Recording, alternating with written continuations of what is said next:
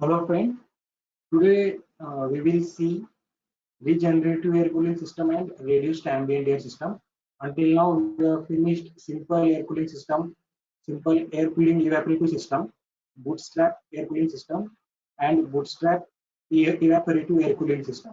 Now only two air cooling systems are there which is to be studied, that is regenerative air cooling system and reduced ambient air system.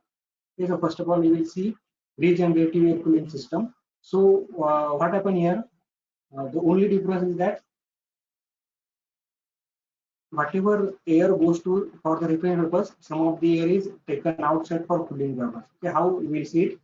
So what happened here?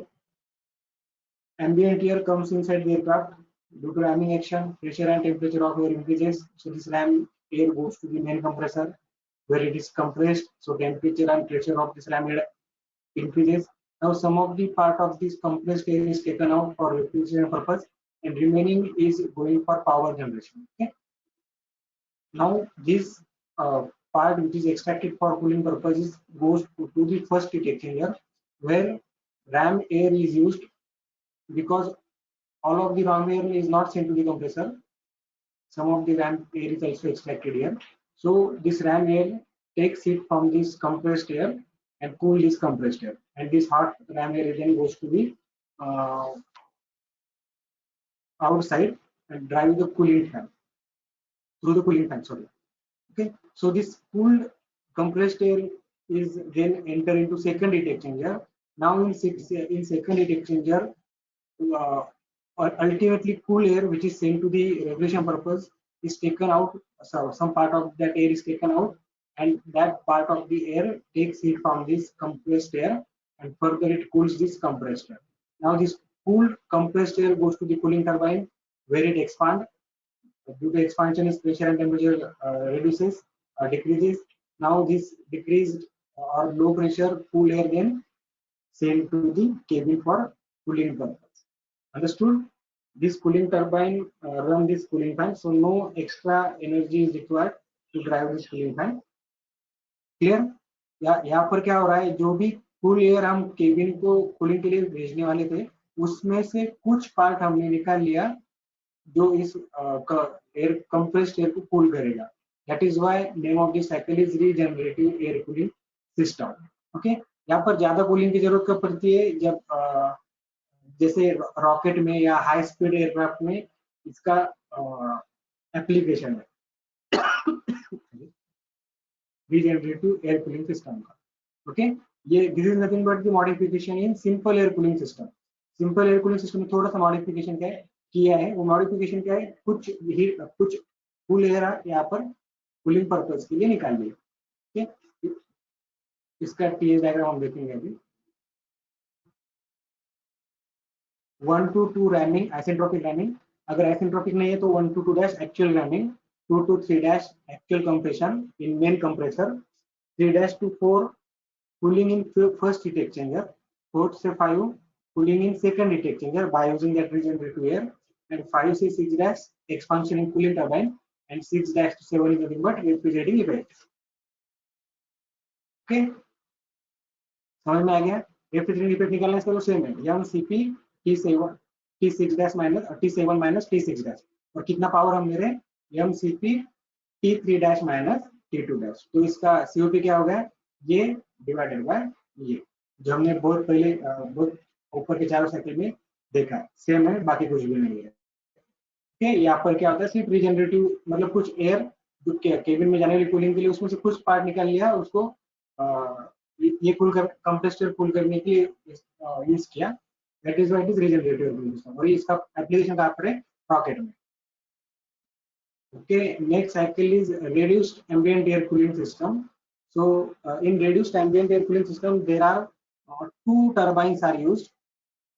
Okay, and this turbine runs cooling fan. So no extra energy is required. बाकी कुछ भी नहीं है, सिर्फ एक heat exchanger और 2 turbine है. ये भी सिंपल एयर कूलिंग सिस्टम का मॉडिफिकेशन है. अब इसमें क्या होता है देखेंगे. एम्बिएंट एयर रैमिंग एक्शन के अंदर आ गई, उसका प्रेशर टेम्परेचर बढ़ गया, रैम एयर मेन कंप्रेसर को भेजी, लेकिन कुछ हमने निकाल लिया पर रैम एयर कंप्रेस होने के बाद उसका टेम्परेचर और प्रेशर दोनों बढ़ गया. उसमें से कुछ पार्ट हम रेफ्रिजरेशन के लिए या कूलिंग के लिए लेने वाले, बाकी का पावर जनरेशन के लिए आगे चला जाएगा। अब देखो यहाँ पर एक ये जो कंप्रेस्ड एयर है वो पहले हीट एक्सचेंजर में गए, लेकिन यहाँ पर हम डायरेक्ट रैम एयर से उसको कूल नहीं कर रहे। रैम एयर पहले कूलिंग टरबाइन पे एक्सपांड होगी, क्योंकि उसका टेम्परेचर और प्रेशर एम्बिएंट एयर से ज्यादा है, ठीक है। तो उसका प्रेशर और टेम्परेचर कम हो जाएगा, मतलब वो कूल होंगी और उसके बाद वो हीट होगी। अब ये क्यों कम किया, जैसे कि अब हम देखेंगे सुपरसोनिक एयरक्राफ्ट है या रॉकेट है, उसमें क्या होता है, जो रैम एयर है उसका टेम्परेचर ज्यादा रहता है, एम्बिएंट एयर से रैम एयर का टेम्परेचर ज्यादा रहता है, तो उसे पहले कूल करने के लिए यहाँ पर कूलिंग टरबाइन है। क्लियर, जो मतलब इसका टेम्परेचर ज्यादा है तो ये ज्यादा कूलिंग इफेक्ट, अगर हम डायरेक्ट उसको यहाँ पर भेजते तो वो ज्यादा कूलिंग इफेक्ट प्रोड्यूस नहीं कर पाता था। ओके, उसके लिए हमने क्या किया, उसको पहले कूलिंग टरबाइन पे एक्सपांड किया, उसका टेम्परेचर कम हुआ, बाद में हम उसको कूलिंग के लिए यूज करने वाले हैं। ये क्यों होता है, क्योंकि सुपरसोनिक या हाई स्पीड एयरक्राफ्ट में रैमिंग की वजह से टेम्परेचर एयर का बढ़ जाता है। ओके, तो ये कहाँ पर यूज होगा, ऑब्वियसली सुपरसोनिक एयरक्राफ्ट में। अब देखो कूलिंग टरबाइन पे एक्सपांड करने के बाद रैम एयर कूल हो जाएंगी, इस कंप्रेस्ड एयर की हीट ले लेगी और बाहर चले जाएंगे। अब ये जो कंप्रेस्ड एयर कूल हुई है अभी, उसे सेकंड का कूलिंग टरबाइन में जाएगी, वहां पर वो एक्सपांड होगी, एक्सपांड होने के बाद टेम्परेचर और प्रेशर दोनों कम होगा और वो cool air, low pressure cool air cooling purpose के लिए चले जाएंगे। अब ये जो कूलिंग सेकंड कूलिंग टरबाइन और फर्स्ट कूलिंग टरबाइन एक साथ कनेक्टेड रिडक्शन गियर के थ्रू जो इस कूलिंग फैन को ड्राइव करते हैं। समझ में आ गया, पहले रैम एयर को कूल किया, क्योंकि जब एयरक्राफ्ट का स्पीड ज्यादा रहता है तो रैम एयर का टेम्परेचर ज्यादा रहता है। जनरली ये कहाँ पर यूज होता है, हाई स्पीड एयरक्राफ्ट में, जो रिजनरेटिव वो भी हाई स्पीड में यूज होता है।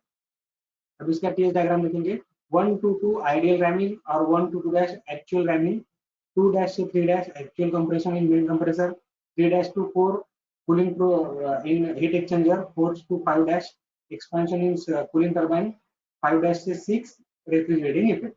अब इसका रेफ्रिजरेटिंग इफेक्ट हम निकालना तो कैसे निकालेंगे, एमसीपी T6 माइनस T5 कितना पावर लगेगी, कैसे निकालेंगे, एमसीपी T3 माइनस T2। समझ में आ गया, और इसका सीओपी ये डिवाइडेड बाय ये। Clear, so we have finished all the air refrigeration system. कौन से हमें देखेंगे, सिंपल एयर कूलिंग सिस्टम जो हमने देखा, simple air refrigeration cooling system, इसमें एक हीट एक्सचेंजर ज्यादा रहता है और वाटर या कोई भी रेफ्रिजरेंट यूज करके उसको कूल करते हैं। बूटस्ट्रैप को देखा, बूटस्ट्रैप इवेपोरेटर भी देखा, रेड्यूस्ड एम्बिएंट एयर अभी देखा, रीजनरेटिव। इस 6 में से एटलीस्ट 1 तो भी एग्जाम में आपको आएगा, तो आपको डिटेल उसका स्कीमेटिक डायग्राम निकाल के उसको एक्सप्लेन करना है, पीएस डायग्राम निकाल के हर प्रोसेस में क्या होता है दिखाना है, और उसका सीओपी हम कैसे कैलकुलेट कर सकते हैं वो आपको बताना है। ठीक है, ये 6 में से एक at least 1 will be there in exam for 6 to 7 marks, जिसमें आपको स्कीमेटिक डायग्राम, पीएस डायग्राम, उसका वर्किंग और टीएस डायग्राम में हर प्रोसेस पे क्या होता है और उसका सीओपी हम कैसे निकाल सकते हैं आपको बताना। ये 7 या 8 मार्क के लिए भी आ सकता है। अगर आपको डाउट है तो आप मुझे पूछ सकते हैं। Thank you.